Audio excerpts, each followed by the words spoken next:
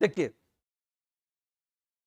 किसी भी स्टूडेंट के लिए जब हम लोग स्टार्ट कर रहे हैं कि झारखंड की इकोनॉमी और इकोनॉमिक पॉलिसी और उस पॉलिसी में सबसे पहले अगर स्टार्ट कर रहे हैं इंडस्ट्रियल पॉलिसी की चर्चा कर रहे हैं, तो इंडस्ट्रियल पॉलिसी की चर्चा करने के पहले कुछ और भी पॉइंट हैं जो हम आपके साथ डिस्कस करेंगे।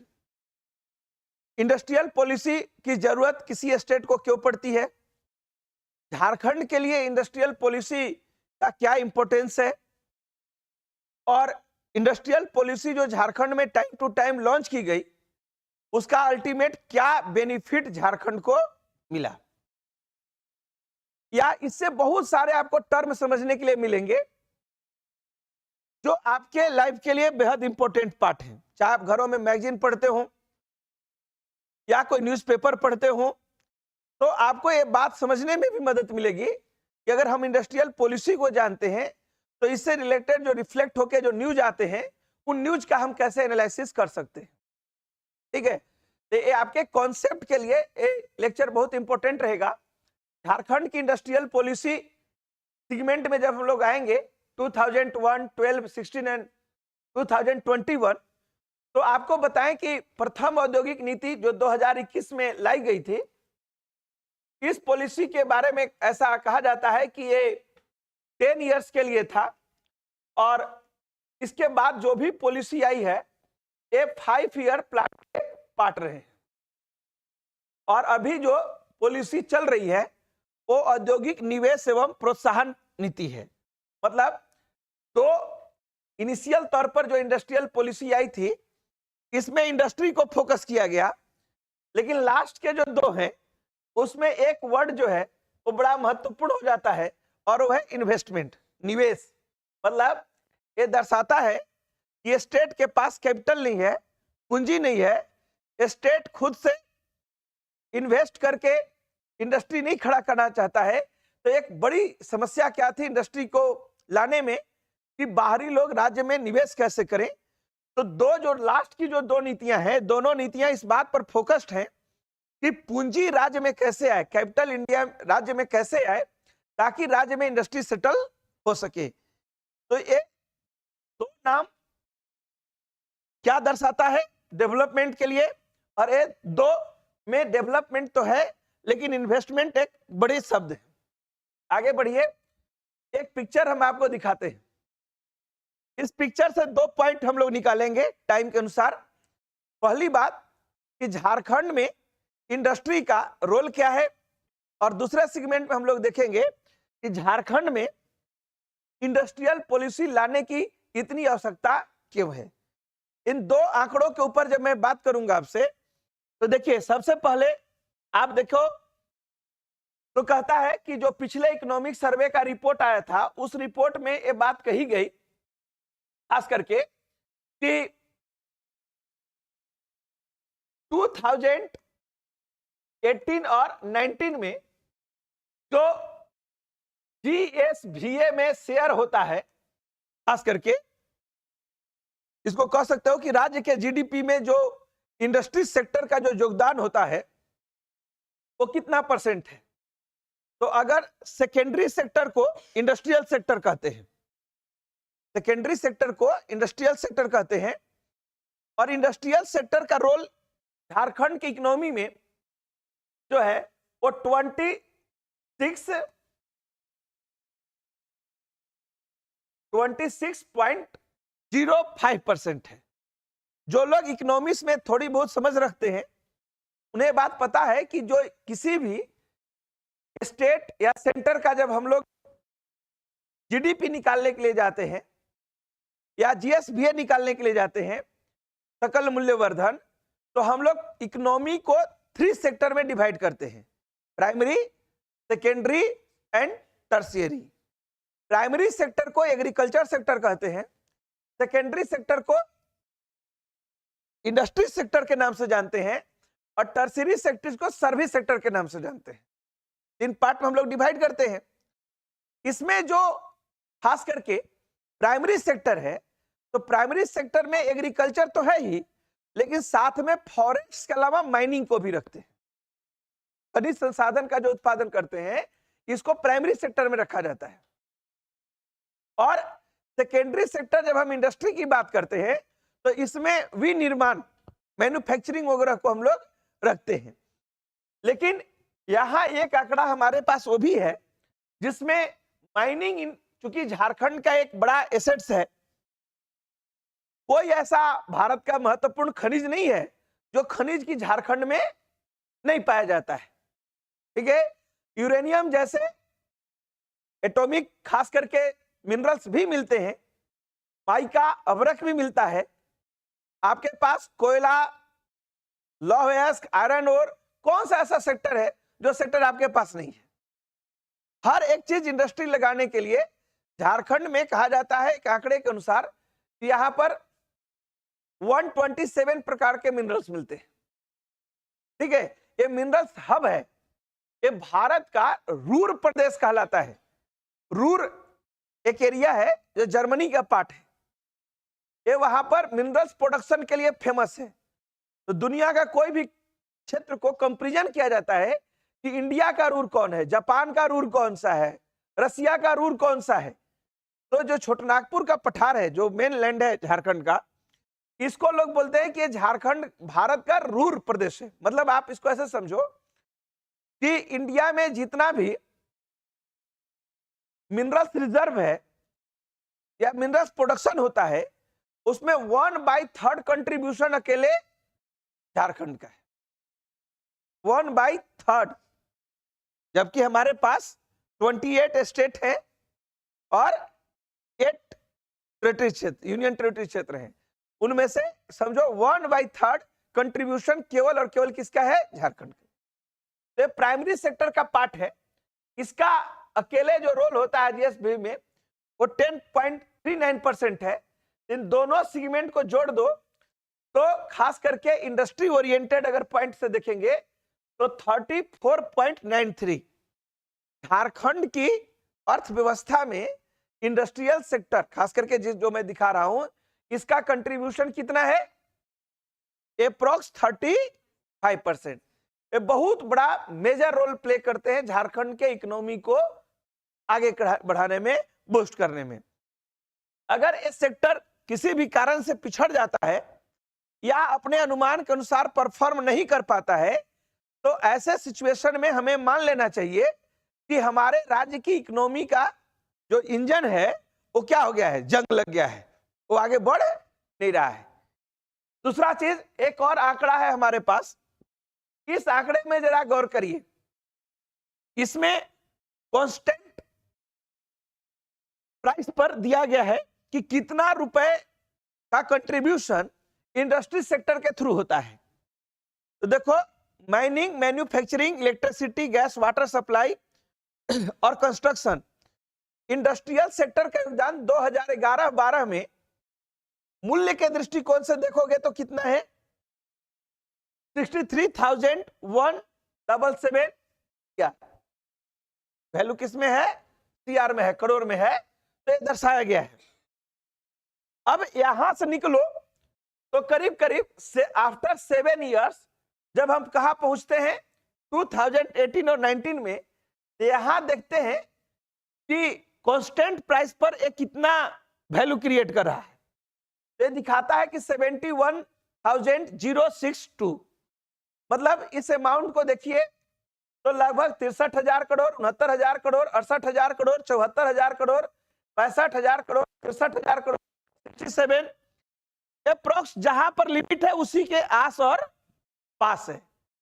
यानी कांस्टेंट प्राइस पर अगर झारखंड के जीडीपी में इंडस्ट्रियल सेक्टर आगे नहीं बढ़ रहा है तो हमें बात सोचनी है कि झारखंड में इंडस्ट्रियल सेक्टर पैरालाइज हो गया है। ठीक है, उसे कोई बूस्ट नहीं मिल रहा है, वो आगे बढ़ नहीं पा रहा है। तो एक क्वेश्चन उठता है कि इसको आगे बढ़ाने के लिए, देखो कोई भी सिस्टम पैरालाइज हुआ, क्यों? क्योंकि उसके लिए हमारे पास कोई एप्रोप्रिएट पॉलिसी नहीं है। ठीक है, जैसे हम लोग बोलते थे ना कि अगर आप चाहते हो कोई भी सिस्टम, छोटा सा क्लासरूम चलाना हो, अगर आपके पास उसके लिए पॉलिसी है तो आप आगे बढ़ोगे। बिजनेस है, पॉलिसी से बढ़ना है। तो स्टेट में भी किसी सेक्टर को अगर आगे लेके जाना है तो हमें सबसे पहले क्या चाहिए? पॉलिसी चाहिए, क्योंकि जब तक नियमावली नहीं बनेगी तब तक इंप्लीमेंटेशन कैसे हो सकता है? नहीं हो सकता है। तो अगर आप इंडस्ट्रियल बूस्टअप देना चाहते हो तो हमारे पास सबसे इंपॉर्टेंट जरूरत क्या है? हमारी फर्स्ट प्राथमिकता क्या है? बता सकते हैं? हमारी पहली प्राथमिकता है मेकिंग पॉलिसी। पॉलिसी बनाओ।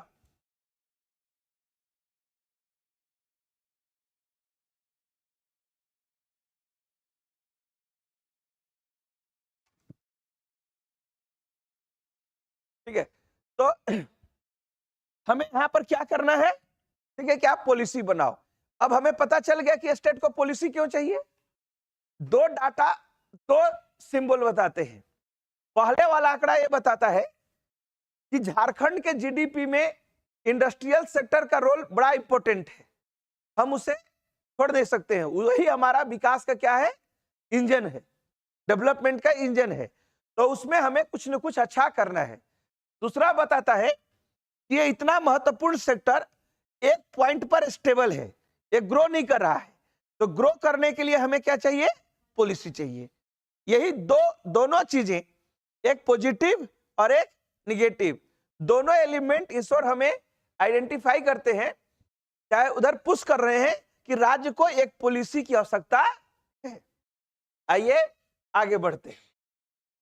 अब सवाल है कि झारखंड में इंडस्ट्री को आगे बढ़ाने के लिए हमारे पास क्या क्या साधन होने चाहिए, क्योंकि जब तक इंडस्ट्री सेटलमेंट के लिए कुछ नेसेसिटी और उसका झारखंड के बेस पर मूल्यांकन नहीं करेंगे तो हमें अल्टीमेट उस पॉलिसी का भी लाभ नहीं मिलने वाला है। आपके पास कुछ सर्कल बने हुए हैं। अगर इस सर्कल में आप जाओगे तो सबसे पहले हम लोग बात करेंगे कि किसी भी इंडस्ट्री के स्थापना के लिए सबसे जरूरी जो एलिमेंट होता है उसमें होता है पूंजी। ठीक है, दूसरा जो मुख्य एलिमेंट होता है इसको आगे बढ़ाने के लिए, उसको हम लोग बोलते हैं रॉ मटेरियल, कच्चा माल। ठीक है, हमें क्या चाहिए? रॉ मटेरियल चाहिए। ठीक है, इसी को आप खनिज संसाधन भी बोल सकते हैं। तीसरा जो मूल सेगमेंट होता है इसके सेंस में, उसको हम लोग कहते हैं श्रम। जब तक से वहां पर्याप्त मात्रा पर लेबर नहीं रहेंगे तब तक भी हम लोग उसको आगे नहीं बढ़ा सकते। थर्ड के बाद जो फोर्थ एलिमेंट है जिसकी हमें चर्चा करने की जरूरत पड़ती है वो हमारे पास है, उसको हम लोग बोलते हैं इंफ्रास्ट्रक्चर, यानी आधारभूत संरचना। ठीक है, ये रहना भी हमारे लिए जरूरी होता है। ठीक है, इसके बाद आधारभूत संरचना के बाद जो एक और एलिमेंट सबसे ज्यादा होता है वो है जमीन। ठीक है, और उसके बाद आती है लास्ट में, जिसके लिए आप बेचैन हैं, पॉलिसी। ठीक है, ये 6 नेसेसिटी है किसी क्षेत्र में अगर आप इकोनॉमिक सेक्टर को बूस्ट करना चाहते हो, खास करके इंडस्ट्रियल सेक्टर को। एक एक करके थोड़े थोड़े शब्दों में इसका मूल्यांकन करेंगे, फिर हम आगे लौटेंगे ना। अगर कैपिटल के पॉइंट ऑफ व्यू से अगर हम लोग चलें तो झारखंड सरकार के लास्ट के 2 पॉलिसी इस बात के स्पष्ट इंडिकेटर हैं कि झारखंड में सफिशिएंट इन्वेस्टमेंट नहीं आ रहा है। स्टेट गवर्नमेंट खुद से कोई भी इंडस्ट्री को लगाने में इंटरेस्टेड नहीं है।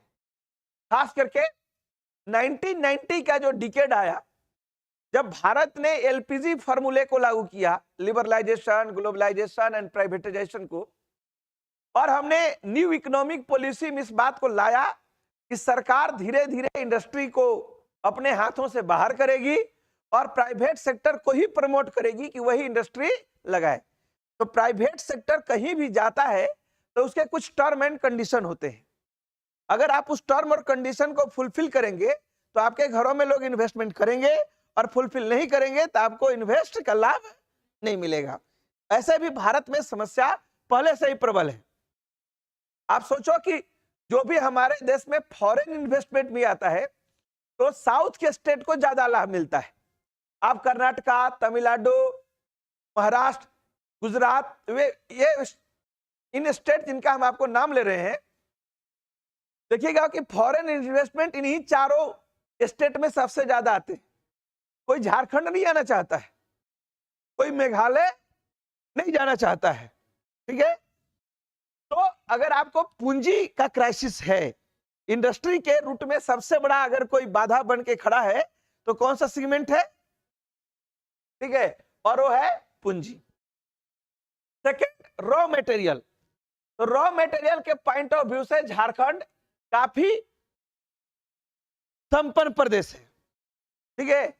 यहां पर आयरन इंडस्ट्री लगाने के लिए अगर आप जा रहे हैं तो उसके लिए स्टील इंडस्ट्री के लिए क्या चाहिए, आपको आयरन ओर चाहिए, वो पर्याप्त मात्रा में मिलते हैं, कोयला चाहिए, वो पर्याप्त मात्रा में मिलते हैं, ठीक है, मैग्नीज वगैरह चाहिए, वो भी मिलते हैं, नहीं मिलते हैं तो बगल से मिल जाए, आपके बगल में एक क्योंझर वगैरह है उड़ीसा, वहां से हमें मिल जाता है, ठीक है। तो यहां हर प्रकार के इंडस्ट्री के लिए जो भी रॉ मटेरियल चाहिए, कॉपर भी अच्छा खासा है, मैग्नीज है, ग्रेफाइट है, कोयला का तो सबसे बड़ा रिजर्व जो है सो झारखंड में ही है, ठीक है, आयरन ओर में भी हम लोग आगे हैं। तो कोई भी ऐसा सेक्टर नहीं है, स्टोन सेक्टर में भी कमजोर नहीं है। खनिज संसाधन में तो भारत का रूर प्रदेश है, एक यही फैसिलिटी हमारे घर में भरपूर है, ठीक है। आगे बढ़े तो बात करेंगे श्रम का। अब देखो लेबर में क्या है कि हम लोग ह्यूमन रिसोर्स को मानते हैं कि यही श्रम है, लेकिन श्रम में आजकल दो प्रकार की चीजें चलती हैं, ये शुरू से भी रही हैं। उसमें से एक को हम लोग बोलते हैं स्किल्ड, ठीक है, मतलब कुशल श्रमिक, स्किल्ड, और एक होता है नॉन स्किल्ड, और उसको हम लोग बोलते हैं अकुशल। हमारे स्टेट में कुशल श्रमिक नहीं मिलते हैं, इसी कारण हम लोग जब भी झारखंड पढ़ते हैं, आगे और कुछ भी पॉलिसी पढ़ेंगे, अगला पॉलिसी हमारा विस्थापन से रिलेटेड है कि रांची में एचईसी लगा, बोकारो में बोकारो स्टील, ठीक है, फैक्ट्री लगी, जमशेदपुर में टिस्को लगा, टेल्को लगा, लेकिन लोकल लोगों को जॉब नहीं मिला, ठीक है। तो यहाँ के आदिवासी इंडस्ट्री लगाने के लिए अपना जमीन छोड़ के तो चले गए, विस्थापित हो गए, लेकिन जो इंडस्ट्री सेटल हुआ झारखंड में उसमें उनको हिस्सा लाभ नहीं मिला। तो आखिर लाभ क्यों नहीं मिला, तो इसके पीछे सबसे इंपॉर्टेंट फीचर यही माना जाता है कि यहां पर स्किल्ड लेबर, फैक्ट्री को चलाने के लिए इंजीनियर चाहिए, ठीक है, आईटीआई सेक्टर्स के लड़के चाहिए, वे स्किल्ड बच्चे यहां थे ही नहीं। तो जब स्किल्ड नहीं थे तो फैक्ट्री में किसी को कैसे लगाया जा सकता है, चाय पिलाने के लिए, झाड़ू मारने के लिए अगर है तो नॉन ऑर्गेनाइज सेक्टर था, ठीक है। अगर लोगों को दूध सप्लाई करनी है तो नौकरी तो चली गई बाहर, ठीक है, आप केवल झाड़ू पोछा में रह गए, दूध और सब्जी के सप्लाई में रह गए। तो ऐसा क्यों हुआ, तो इसके लिए जिम्मेवार क्या है कि हमारे यहाँ स्किल्ड नहीं है। अब क्या है कि किसी स्टेट को स्किल्ड होने के लिए क्या चाहिए, किसी स्टेट को स्किल्ड होने के लिए वहां अच्छे खासे मात्रा में इंजीनियरिंग कॉलेज होना चाहिए, ठीक है, उनके पास आईटीआई कॉलेज होना चाहिए, डिप्लोमा के डिग्री देने वाले इंस्टीट्यूशन होने, इसके अलावा मार्केटिंग के लिए एमबीए, कंप्यूटर ऑपरेटर के लिए एमसीए और बीसीए, बीटेक स्टूडेंट चाहिए। अब हमारे राज्य में जो मैक्सिमम यूनिवर्सिटी थे वे केवल क्या कराते हैं, ग्रेजुएशन, वहां और चॉइस क्या है, साइंस से करिएगा, आर्ट्स से करिएगा या कॉमर्स से करिएगा, प्रोफेशनल कोर्स।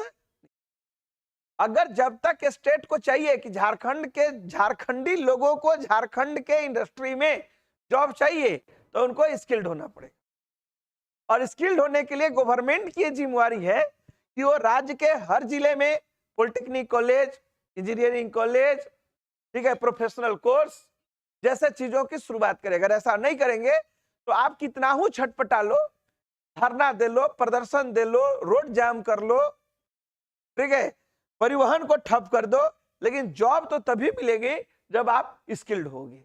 ये समस्या झारखंड से रिलेटेड है, क्योंकि जितना पॉलिसी पढ़ोगे, जिस व्यक्ति को 6 सेगमेंट के बारे में पता है, तो वो पूरे इकोनॉमिक पॉलिसी के रूट पर आपकी ड्राइविंग एकदम फास्ट होगी। ठीक है, आपको यही 6 एलिमेंट है जिसके बारे में आपके पास एक अप्रोच होना। ठीक है, अब बात हम करते हैं कि इंफ्रास्ट्रक्चर की।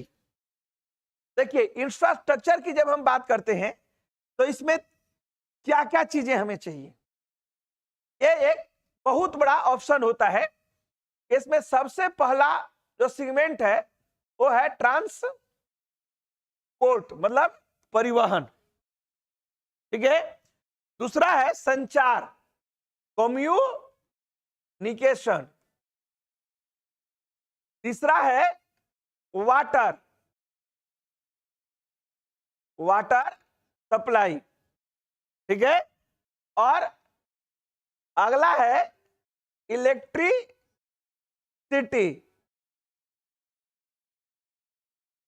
ठीक है, और इलेक्ट्रिसिटी के बाद क्या ऐड करोगे, जिसमें एक और चीजें आती है, उसको हम लोग बोलते हैं सिक्योरिटी। इसी का पार्ट है। मतलब अगर लोगों को लगता है कि झारखंड में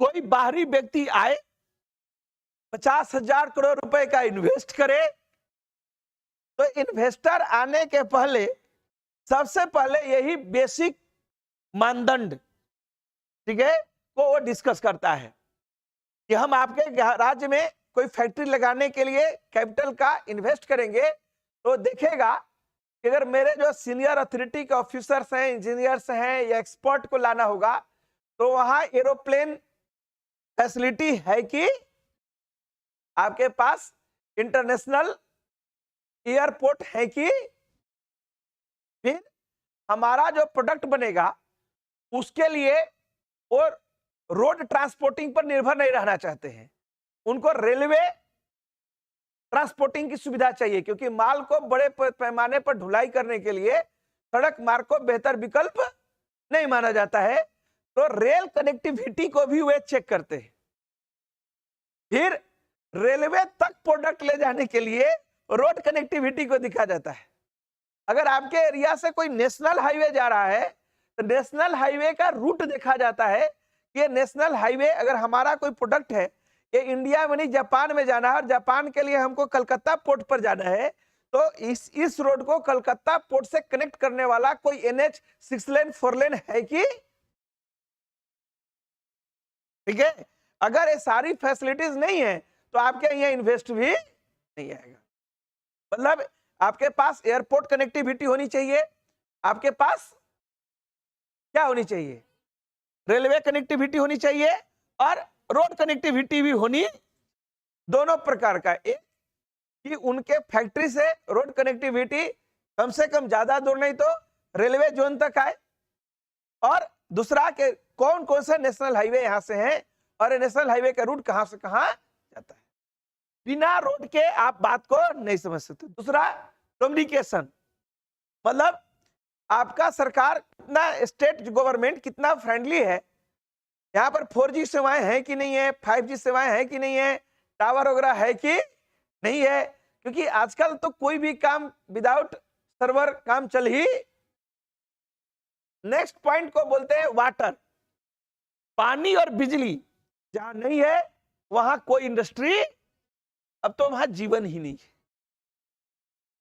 जहां पानी और बिजली नहीं है वो गांव बंद हो जाएंगे, इंडस्ट्री का तो बात ही छोड़ दो। ठीक है, तो एक सिचुएशन है। और एक लैकिंग ये भी रहता है कि आपके एरिया में जब हम काम करने के लिए जाएं तो हमें लॉ एंड ऑर्डर चुस्त दुरुस्त मिले। ठीक है, ये नहीं कि कोई माफिया आए, उसको लगे कि ये यहाँ फैक्ट्री लगाएगा, इससे मेरा बिजनेस चौपट हो सकता है, और अगले दिन शूट एंड साइट आए और धर के मार दे गोली। नक्सल इफेक्टेड जोन है, आप वहां पर BSF CISF के जवान दे रहे हैं कि नहीं दे रहे हैं, वहां सिक्योरिटी क्या है, हमारे स्टाफ काम कर पाएंगे कि नहीं कर पाएंगे, ये सब चीजें तो हैं। तो एक बेसिक रिक्वायरमेंट है जो भी इन्वेस्टर आएगा उसके लिए। जो स्टेट, यहीं पर स्टेट गवर्नमेंट की सबसे बड़ी लायबिलिटी होती है। यहीं पर वो स्टैंडर्ड चेक किया जाता है कि आप लाख बुलाओ, बुलाने वाला 5 चीजें आपको देखेगा कि आपके पास ये फैसिलिटी है कि आइए। एक इशू लैंड का भी होता है, खास करके झारखंड जैसे स्टेट के लिए। देखो, अभी पूरे भारत में लोगों को चाहिए डेवलपमेंट। क्या चाहिए? और डेवलपमेंट का मतलब होता है कि बड़े बड़े स्कूल, कॉलेज, यूनिवर्सिटी खुले, बड़े बड़े हॉस्पिटल सेंटर खोले जाएं, ठीक है, बड़े बड़े मार्केट हब स्टेशन बनाया जाए, ड्राई पोर्ट बनाया जाए, ठीक है, सड़क 4 लेन हो, ठीक है, रेलवे फास्ट दौड़े, बुलेट ट्रेन की सुविधा हो, ठीक है। तो अगर ये डेवलपमेंट के फैक्टर है, हमारे यहाँ फैक्ट्री लगे कि लोगों को रोजगार मिले, तो जितनी भी चीजें डेवलप है, पावर स्टेशन है, पावर ग्रिड है, देखते हो कितना उसमें जमीन लिए जाते हैं, बिजली की सप्लाई है, तो पावर ग्रिड के लिए भी जगह चाहिए। अब ये सब चीजें आसमान में तो बनेंगी नहीं, कहां बनेंगी? जमीन पर। जमीन का क्या करना होगा? अधिग्रहण, एजुकेशन की सुविधा लेनी होगी, ठीक है। अब अगर हम लोग उसको अधिग्रहण करने के लिए जाएंगे तो आज के डेट में कोई भी आदमी जमीन देना ही नहीं चाहता है। गवर्नमेंट ने इसके लिए पॉलिसी बनाई है और उस पॉलिसी में कहा है कि अगर गांव का कोई जमीन हम लेने के लिए आपके पास आ रहे हैं तो आज उस जमीन की कीमत 100 रुपए है तो आपको 400 रुपए देंगे, 4 गुना भुगतान करेंगे। अगर आप अर्बन जोन में आपका जमीन लिया जा रहा है तो अगर जमीन का वैल्यू 5 लाख है तो हमको 10 लाख देंगे, डबल देंगे। लेकिन इसके बावजूद भी लोग जमीन नहीं देना चाह रहे हैं, ठीक है। तो अब एक तरफ चैलेंज ये है कि जमीन किसानों से लिया कैसे जाए, क्योंकि जमीन के बिना डेवलपमेंट प्रोजेक्ट नहीं चलेंगे। और अगर किसानों के हित की बात करें कि उनका जमीन न ले तो फिर नेशनल हाईवे किस चीज पर बनेगा, रेलवे ट्रैक किस चीज पर बनेंगे? तो ये कंट्राडिक्टरी चीज है, ठीक है। हमारे स्टेट में क्या प्रॉब्लम है कि हमारा स्टेट में ये जो छोटनागपुर के एरिया था ट्राइबल लैंड था, और इस ट्राइबल लैंड में अंग्रेजी ईस्ट इंडिया कंपनी के आने के बाद से ही इनिशियल तौर पर बड़े पैमाने पर बंगाली कम्युनिटी के लोग झारखंड में आए। पहले फेज में बंगाली कम्युनिटी के पीछे पीछे जब स्टेट बन गया और यहां पर बड़ी बड़ी कंपनी लगने लग गई तो बिहारी कम्युनिटी के लोग आए।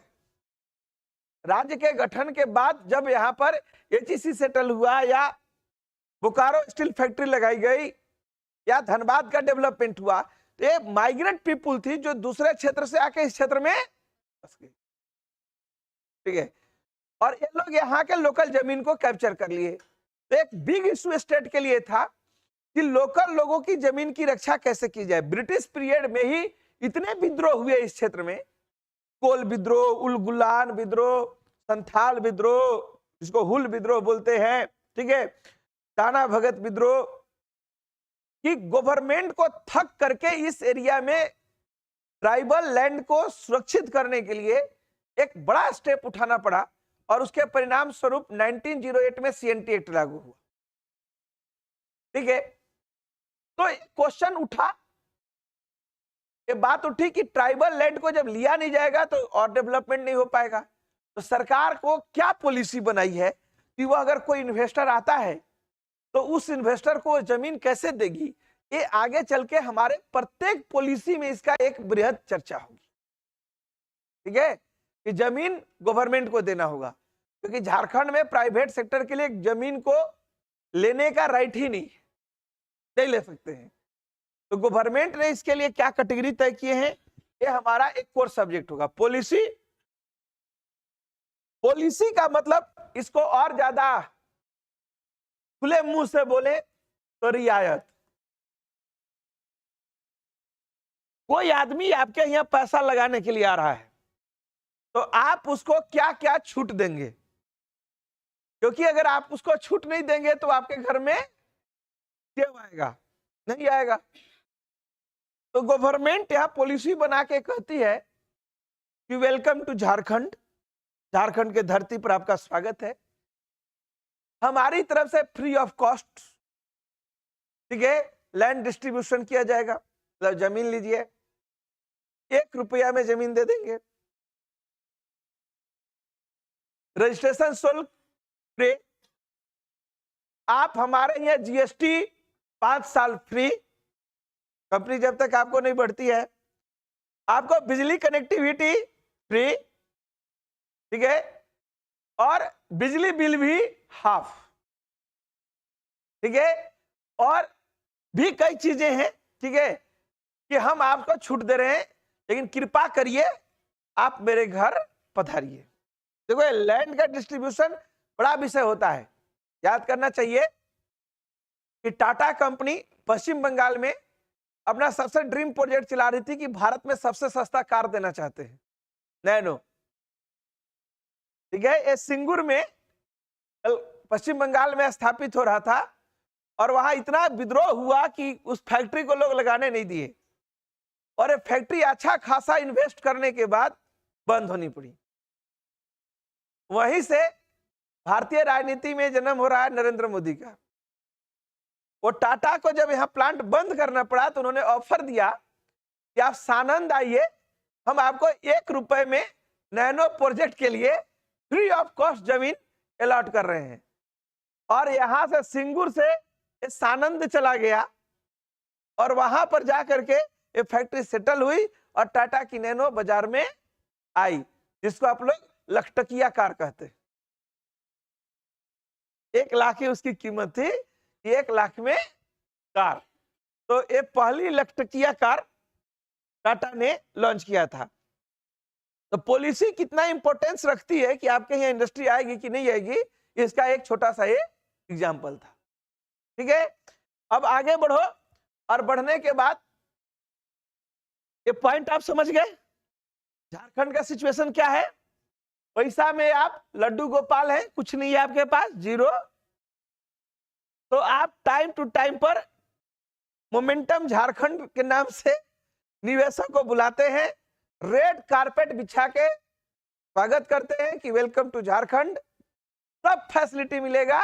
आप किसी तरीके से एक MOU, मेमोरेंडम ऑफ अंडरटेकिंग हमारे साथ कर लीजिए, समझौता ज्ञापन, कि हम पैसा लगा रहे हैं, ठीक है।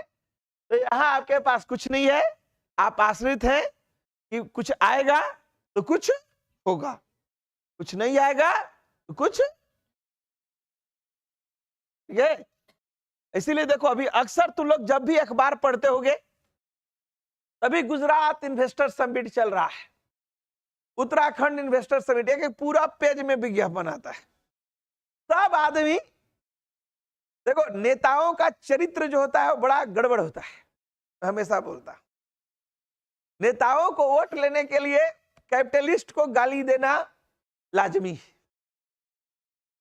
कि भाई हम आएंगे तो अमीर को खत्म कर देंगे और गरीबे को अमीर बना देंगे, क्योंकि उनको ये बात नहीं कहेंगे तो वोट। लेकिन जब कोई व्यक्ति गवर्नमेंट बना के आता है तो सबसे पहले कहता है, सबसे पहले पैसा का जरूरत है, रुपया का जरूरत है, और इसके लिए हमको इन्वेस्टर समिट बुलाना है। और एक इन्वेस्टर समिट के लिए तो 10-10 करोड़ के एडवर्टाइजमेंट दिए जाते हैं, ठीक है, कि हमारे घर में आइए, अंबानी आइए, अडानी आइए, टाटा आइए, बिरला आइए, विप्रो आइए, अजीत प्रेमजी, कोई तो आइए, ठीक है। और उनको हम लोग बुलाते हैं, लेकिन वो आएंगे, आपके घर में रहेंगे, सिर्फ इस बात पर निर्भर करेगी कि आप उनको कितना फ्रेंडली इन्वायरमेंट, ठीक है। तो कैपिटल में आप जीरो, रॉ मटेरियल में भरे पूरे हैं, जिधर से भी खोदिएगा कुछ न कुछ निकलेगा, ठीक है। अगर गलती से कहीं खोद दिए तो सोना हीरा भी निकल सकता। अभी तो बहुत सारा चीजों के ऊपर रिसर्च, एक सिस्टम है। आपको बता दें, इंडस्ट्री पढ़ रहे हो तो इंडस्ट्री के कोर पॉइंट को जानना हम लोगों के लिए जरूरी होता है। लेबर तो बहुत है, जिसको बोलिए सब रोड में बेरोजगार मिलते हैं, लेकिन स्किल्ड लेबर का अभाव है, क्राइसिस है। इंफ्रास्ट्रक्चर, स्टेट गवर्नमेंट कितना काम करिए पता नहीं, लेकिन हाँ, इस पर सेंट्रल गवर्नमेंट ट्रांसपोर्टिंग सिस्टम पर अभी पूरा ध्यान लगाई हुई है।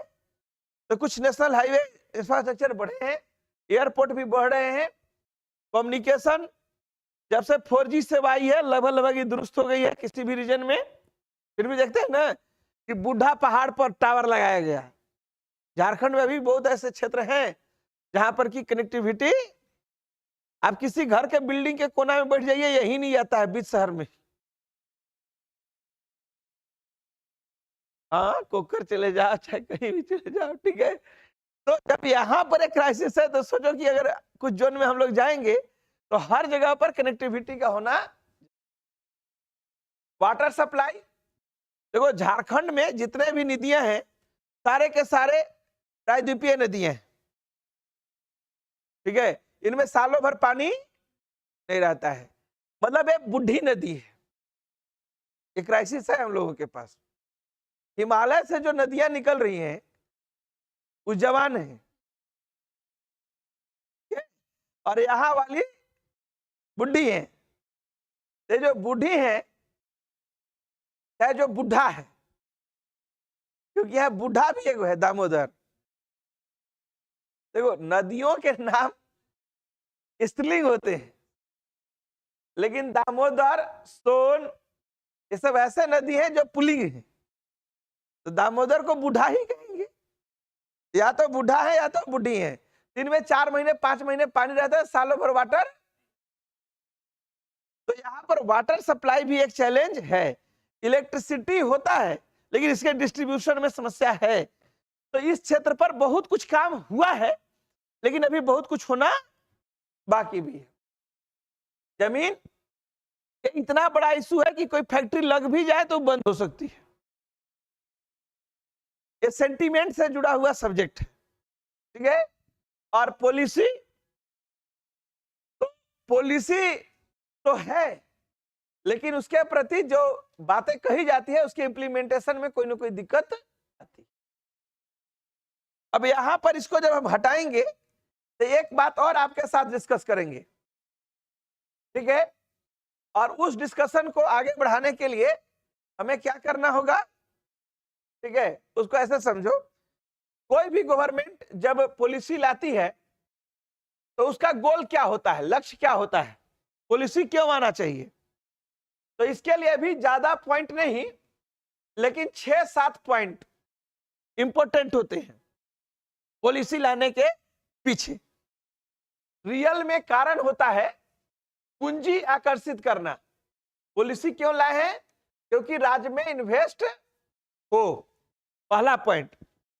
दूसरा पॉइंट जो लाया जाता है उसमें बोला जाता है कि इससे राज्य का जीडीपी या जीएसबीए जो है ये बढ़ेगा, मतलब राज्य के इकोनॉमी का आकार क्या हो जाएगा, बड़ा हो जाएगा। तीसरा, यह सेक्टर चूंकि विकास का इंजन है। मैं क्यों बोलता हूं इंजन, इसके पीछे कई लॉजिक है। जैसे तुम आयरन इंडस्ट्री को जानते हो, तो हम लोग ये ना समझो कि हम आयरन पैदा करेंगे और आयरन को बेचेंगे, इससे भारत झारखंड को पैसा मिलेगा।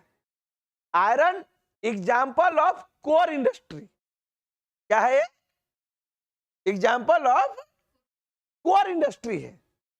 तो कोर इंडस्ट्री का मतलब यह होता है कि इसके ऊपर कई जो एक्टिविटीज है वो डिपेंडेंट है। लाइक अब सोचो ऑटोमोबाइल सेक्टर है, चाहे दुपहिया वाहन हो, 4 पहिया वाहन हो, कोई भी बिना लोहा के कोई बन सकता है। तो ऑटोमोबाइल इंडस्ट्री है, लेकिन स्टील सेक्टर के बिना ग्रो। रियल एस्टेट इतना बड़ा कारोबार है जो बिल्डिंग बनाए जाते हैं, लेकिन बिना छड़ और रड के इसकी कल्पना आप कर सकते हो, नहीं कर सकते, ठीक है। तो यही बात हम बताना चाहते हैं कि ये विकास का इंजन है इस सेक्टर को, क्योंकि इससे विकास को बल मिलता है, ठीक है। इसलिए भी हम लोग इसको इंप्लीमेंट करते हैं। लेकिन ये इसके मौलिक स्ट्रक्चर है। जो सबसे बड़ा बात कही जाती है कि हम इंडस्ट्रियल पॉलिसी लाए हैं, उसमें 3 ठो सपना बेचा जाता है, लेकिन सपने अपने नहीं होते हैं, वे भूजे हुए पापड़ की तरह तड़तड़ा के टूट जाते हैं। किसी भी इकोनॉमिक पॉलिसी में एक बात जरूर लिखा हुआ रहता है। बात नंबर 1, ट्रस्ट जोन का विकास।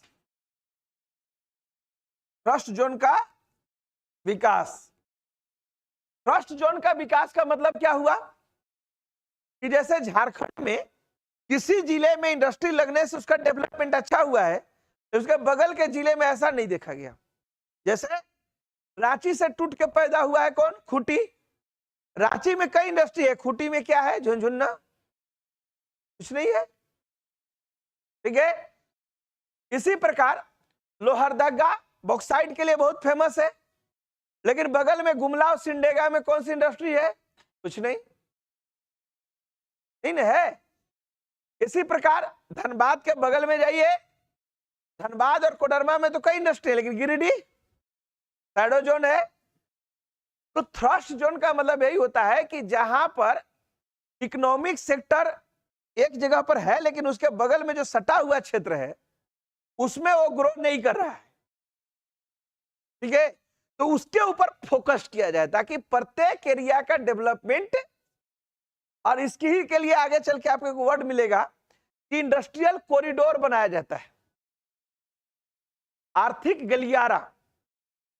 जैसे रांची से गलियारा बना दिया जाए हजारीबाग का, तो हजारीबाग में इंडस्ट्री नहीं है, लेकिन अगर रांची और रामगढ़ में इंडस्ट्री सेटल है तो उसका लाभ हजारीबाग को भी मिलना चाहिए। ठीक है। तो इंटरलिंक किया जाता है, इस तरह की फैसिलिटी को हम लोग प्रमोट करते हैं। तो पहला जो बात कहा जाता है थ्रस्ट जोन का विकास। सेकेंड जो चीज कहा जाता है सबसे इंपॉर्टेंट, उसको हम लोग बोलते हैं इंक्लूसिव ग्रोथ, मतलब समावेशी विकास। मतलब हम राज्य में इकोनॉमिक पॉलिसी के जरिए एक ऐसा डेवलपमेंट लाना चाहते हैं जिसमें एसी, एसटी, ओबीसी, वोमेन्स और दिव्यांग होते हैं ना जी, दिव्यांग, इस समग्र इस कम्युनिटी को इसका लाभ मिले। ठीक है। लेकिन इसीलिए हम बोले ये सपना है। आज तक विकास में जब भी कोई इंडस्ट्रियल सेक्टर ग्रो किया है, किसी एक पार्ट विशेष को लाभ मिला है, एक बॉटम पर जाकर के किसी को बेनिफिट नहीं दिया है, लेकिन ऐसा लिखा जरूर जाता है। ठीक है। तीसरा जो वर्ड जो अभी सबसे ज्यादा ट्रेंड करता है उसको हम लोग बोलते हैं सस्टेनेबल ग्रोथ। क्या वर्ड यूज करते हैं?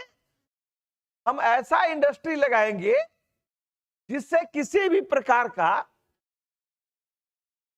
पॉल्यूशन ना हो, चाहे वो रिवर पॉल्यूशन हो, एयर पॉल्यूशन हो, कोई भी चीजें हो, और इस तरीके से इंडस्ट्री को डेवलप करेंगे कि अगर हम लोग इंडस्ट्री को डेवलप करने के लिए जाएंगे तो वो अभी भी यूटिलाइज हो और बाद में भी यूटिलाइज हो। सस्टेनेबल ग्रोथ का मतलब यही होता है विकास ऐसा हो जिसका लाभ आपको भी मिले, आपके बाबू को भी मिले, और बाबू के बाबू को भी। ऐसा कोई डेवलपमेंट नहीं करेंगे जिसमें हमारी जिंदगी चकाचक हो और हमारी आने वाली जो जनरेशन है उसके पास कुछ। ठीक है। ऐसा नहीं है कि हम जमीन पर आलू पैदा करें और टोटल आलू हम ही खा जाए, और हमारा जो आने वाला पीढ़ी हो वो आलू को पेंटिंग में पढ़े, एक था आलू। ठीक है। तो चाहे कोल इंडस्ट्री हो, क्या बात करते हो? उठो, एक चेयर से छोड़ो मुझसे। ऑल टाइम क्या गप करते रहता है, हर लाइन के बाद कुछ न कुछ, कुछ न कुछ। तो यहां पर सतत विकास, सस्टेनेबल डेवलपमेंट को जब हम बोल रहे हैं तो सस्टेनेबल डेवलपमेंट का मायने क्या हुआ कि डेवलपमेंट में पहले तो ध्यान रखना है कि वो पॉल्यूशन फ्री हो, उसे किसी प्रकार का प्रदूषण, और दूसरा कि उसका यूज हम भी करें और हमारे आने वाला जनरेशन भी करें। ठीक है। तो ये नया मॉड्यूल है, नया कॉन्सेप्ट है, क्योंकि दुनिया अभी ग्लोबल वार्मिंग जैसे इशू को फेस कर रही है, और उस इशू को आने के लिए मेजर कारण बताया जा रहा है कि पॉल्यूशन एक मेजर इशू है। तो हम पॉल्यूशन को कंट्रोल नहीं करेंगे तो हम ग्लोबल वार्मिंग को भी कंट्रोल नहीं कर पाएंगे, और ग्लोबल वार्मिंग को नहीं कंट्रोल कर पाएंगे तो हमारे लाइफ में बहुत सारे डिजीज, ऐसे चीजें आ जाएंगे जिससे हम संभाल नहीं पाएंगे और ह्यूमन लाइफ में चैलेंज बढ़ जाएगा। ठीक है, तो 3 पॉइंट हमारे पास जरूर दिखाए जाते हैं। थर्ड क्या है कि एक इसके बीच में आता है संतुलित विकास, मतलब विकास का लाभ किसी जिला को मिला और किसी को नहीं मिला। संतुलित विकास, देखो इंक्लूसिव ग्रोथ में एक बात और कहा जाता है कि इंडिया में इकोनॉमिक स्ट्रक्चर ऐसा बन गया है कि जो अमीर है वो बहुत अमीर होते चले जा रहे हैं और जो गरीब है वो बहुत गरीब होते, मतलब अमीरी और गरीबी की खाई क्या हो गई है, चौड़ी हो गई है। क्या हो गई है, बढ़ गई है। मतलब इसको ऐसे समझो, कॉमन लैंग्वेज में नहीं समझ पा रहे हो तो जैसे तुम एक आदमी हो और तुम्हारे पास 50 लाख का कैपिटल है, इस 50 लाख कैपिटल में से तुम 20 लाख रुपीस कैपिटल को शेयर मार्केट में इन्वेस्ट कर रहे हो और शेयर मार्केट रोज चढ़ रहा है। ठीक है, आज ही का अखबार पढ़ लो, मैगजीन पढ़ लो, 73,000 पर जाकर के बंद हुआ है ना। तो किसी आदमी का 20 लाख आज बढ़ करके 25 लाख हो गया और आफ्टर 2 और 3 ईयर से अच्छे से शेयर मार्केट में पैसा लगाते चले गए तो ये 10 करोड़ के मालिक बन गए। और ड्यूरिंग दिस पीरियड जो गरीब आदमी है जिसकी जमीन छीनते चली जा रही है, बाकी सुविधाओं का अभाव है, वो और खराब स्थिति में पहुंचते चलते, डेवलपमेंट ऐसा। तो इकोनॉमिक पॉलिसी के मेजर इशू आप समझ गए। अपने संसाधन को दोहन करिए जो भी आपके पास है, ठीक है, ऐसा विकास करिए कि विकास का लाभ सभी तक पहुंचे, अमीरी गरीबी की खाई कम हो जाए, सभी क्षेत्र का विकास हो, थ्रस्ट जोन का विकास हो, सस्टेनेबल विकास हो और विकास ऐसा हो जो बाकी विकास को भी अपने साथ आगे बढ़ाने वाला हो। ठीक है, और राज्य का जीडीपी बढ़ेगा तो पर कैपिटा इनकम बढ़ेगा, राज्य का रेवेन्यू जनरेट होगा, राज्य के पास रेवेन्यू बढ़ेगा तो राज्य क्या करेगी, बेहतर इंफ्रास्ट्रक्चर देगी या तो वेलफेयर स्कीम लॉन्च करेगी, लोगों के कल्याण के लिए योजना बनाएगी, पैसा देगी। ठीक है,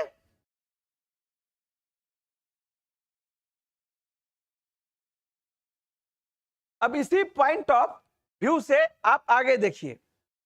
अगर हम लोग बात करेंगे झारखंड का इंडस्ट्रियल पॉलिसी, क्योंकि आपको बेस मिल गया, ठीक है, आप समझ गए कि झारखंड के इकोनॉमी में इंडस्ट्री का इंपॉर्टेंट रोल है। आप समझे कि ये इंडस्ट्रियल ग्रोथ स्टेबल है, बढ़ नहीं रहा है और राज्य में कहिए कि एक प्रकार से संतुलित विकास नहीं हुआ है, विकास का लाभ सभी तक नहीं पहुंचा है।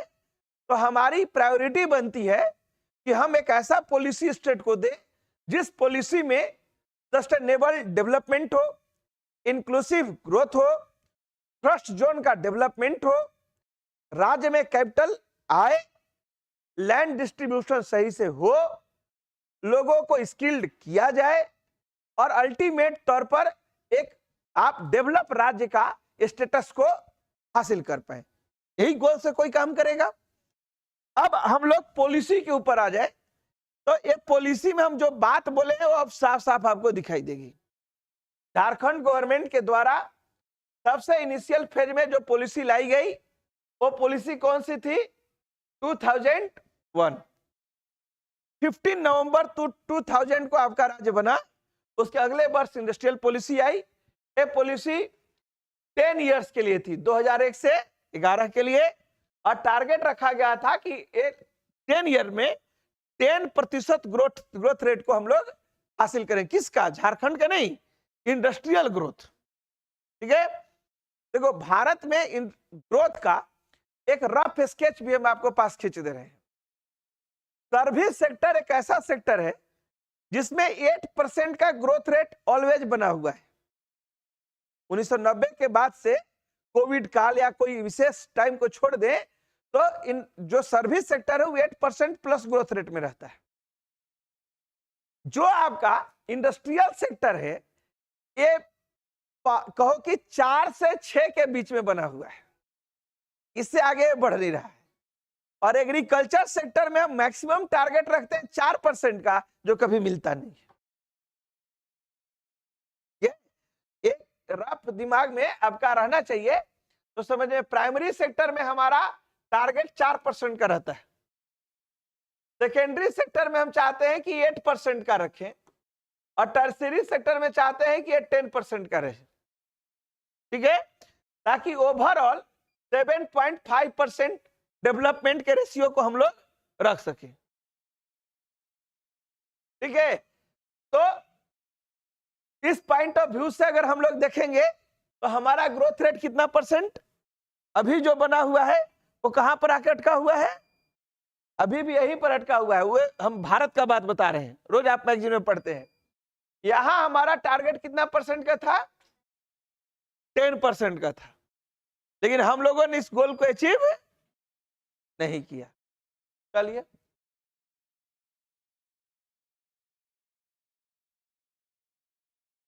आगे देखो, इस पॉलिसी को लाने का उद्देश्य क्या था, क्यों इस पॉलिसी को लाया गया। अब आपको सारी बातें जो हमने कही थी यहां याद आएंगी। पहला, राज्य के कृषि योग्य जलवायु, खनिज संसाधन, मानव संसाधन, ह्यूमन रिसोर्स, मिनरल रिसोर्स और एग्रीकल्चर रिलेटेड क्लाइमेट है। हम इसका मैक्सिमम यूटिलाइजेशन कैसे करें, इस पॉलिसी का पहला मोटो है। दूसरा, स्टेट में मैक्सिमम कैपिटल कैसे इन्वेस्ट हो, इसके लिए काम करेंगे। Thrust area, thrust zone, industrial पिछड़ेपन वाले क्षेत्रों में कैसे इंडस्ट्री लगाया जाए। अब समझाने की जरूरत नहीं है मैं क्यों बोल रहा था, क्यों इतने उतने समय के लिए स्पीच दिया, इसके पीछे अब बात समझ में आ रही है।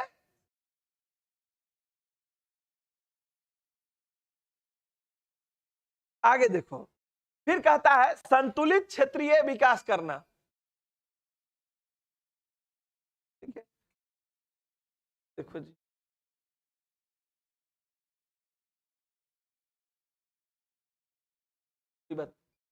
जो सेगमेंट छूटे हैं उसको हम बता रहे हैं। संतुलित क्षेत्रीय विकास करना, इसके अलावा एक पॉइंट और इसमें आता है, और वो पॉइंट आता है निजी क्षेत्र की भागीदारी बढ़ाना। निजी क्षेत्र की भागीदारी बढ़ाना, देखो इसको इस नजरिए से तुम लोग को दिखना है, समझने के पॉइंट ऑफ व्यू से। एक समय था, ठीक है, जब हम लोग प्राइवेट सेक्टर को इंडस्ट्री में डोर नहीं उपलब्ध कराते थे, नहीं आने देते थे। लोगों को लगता है कि अगर प्राइवेट सेक्टर के द्वारा प्रोडक्शन कराएंगे तो प्राइस हाई हो जाएगा, हमारी मुद्रास्फीति क्या हो जाएगी, बढ़ जाएगी। लेकिन 90 के बाद सरकार ने डिसाइड की कि सरकार कोई प्रोड्यूसर नहीं है, ठीक है, सरकार सर्विस प्रोवाइडर है, ठीक है। सरकार का काम क्या है, एक अच्छा माहौल देना, जिस माहौल में इंडस्ट्री डेवलप हो सके, ट्रांसपोर्ट देना, बाकी फैसिलिटी को देना, ना कि खुद से ही हम फैक्ट्री लगाएं और हम अपने से फैक्ट्री चलाएं। तो सरकार धीरे धीरे इसको यहां से अपना हाथ क्या कर रही थी, खींच रही थी। तो इसको प्रमोट की कि प्राइवेट सेक्टर को हम बोलेंगे कि अब आप लोग इंडस्ट्री लगाइए, आपके इंडस्ट्री के लिए हम ट्रांसपोर्ट देंगे, वाटर सप्लाई देंगे, गैस सप्लाई देंगे, बाकी इंफ्रास्ट्रक्चर देंगे, लेकिन आप इसको आगे बढ़ाइए, आगे लेकर के जाइए। इसी प्रकार एक और पॉइंट रहता है निर्यात को बढ़ावा देना। स्वाभाविक है कि हमारे यहाँ एक्सपोर्ट को अगर प्रोडक्शन सरप्लस होगा तो हम क्या करेंगे, निर्यात को बढ़ावा देंगे कि नहीं देंगे। सरप्लस प्रोडक्शन मतलब अधिशेष उत्पादन, खाने से ज्यादा। अगर हमारे राज्य में स्टील की खपत 10 टन है, हमारा प्रोडक्शन 40 टन है, तो हम लास्ट के 30 टन को क्या करेंगे, एक्सपोर्ट करेंगे। तो निर्यात तभी हो सकता है जब हमारे स्टेट के जरूरत से ज्यादा क्या होना चाहिए, प्रोडक्शन होना चाहिए, ठीक है। और बाकी इसमें वही लिखा हुआ रहेगा कि एससी, एसटी, ओबीसी, महिला, ये वे सेक्शन है जो समाज में पिछड़े हुए हैं, इनको आगे बढ़ाना है। यही गोल तय करके, इसी मोटो के साथ हमारी जो फर्स्ट पॉलिसी थी उस पॉलिसी को लॉन्च किया गया। अब इस पॉलिसी में इंपॉर्टेंट चीजें क्या थी, तो पहला हमने आपको बोला कि गवर्नमेंट जब पॉलिसी लेके आई, मैं जो बात इनिशियल तौर पर समझा दिया हूं, इसी बात पर आगे का आपका टोटल सेगमेंट कंप्लीट हो जाएगा। मींस अगले 30 वर्ष हेतु जमीन लीज पर भूमि सरकार उपलब्ध कराएगी। मतलब सरकार के ही, देखो पहले क्या था, जैसे टाटा को जब टिस्को कंपनी खोलने के लिए जमीन दिया गया था तो जमीन 100 साल के लिए था, 1907 से 2007 के लिए मिला था। अब कहेगी गवर्नमेंट की इतने लॉन्ग टर्म के लिए हम कोई अपने एरिया का जमीन, अगर किसी भी कैपिटलिस्ट हमारे यहाँ आते हैं, इंडस्ट्रियलिस्ट लाते हैं, तो हम उनको लैंड प्रोवाइड करेंगे, लेकिन हम 30 इयर्स के लिए करेंगे। 30 इयर्स के बाद उनका परफॉर्मेंस राज्य के बेनिफिट में रहेगा, ठीक है, तो हम रेन्युअल करेंगे। एवरी 30 इयर्स जमीन को क्या करेंगे, रेन्युअल करेंगे, ठीक है। एक प्रोविजन इसमें कहा गया। 13 वर्ष बाद किराए पर दी गई भूमि का पुनरीक्षण करेंगे। मतलब अगर गवर्नमेंट अपनी ओर से किसी को जमीन दी है तो 10 इयर्स के बाद वो रिव्यू करेगी कि हमने आपको जमीन दिया था कि आप यहां पर कांच की फैक्ट्री लगाइए, तो आपने कांच की फैक्ट्री लगाया कि नहीं लगाया, कि अपना फार्म हाउस बना करके डांस देख रहे हैं, वो देखेगी ना। तो 10 इयर्स के बाद वो रिव्यू करेगी कि जिस पर्पस से आपको लैंड प्रोवाइड किया गया, आपने उसी सेक्टर में उसका यूटिलाइजेशन किया है कि नहीं किया, ठीक है। उद्यमियों को भूमि उपलब्ध कराने के लिए राज्य सरकार जिला स्तर पर भूमि बैंक बनाएगी ताकि किसानों का जमीन न लिया जाए।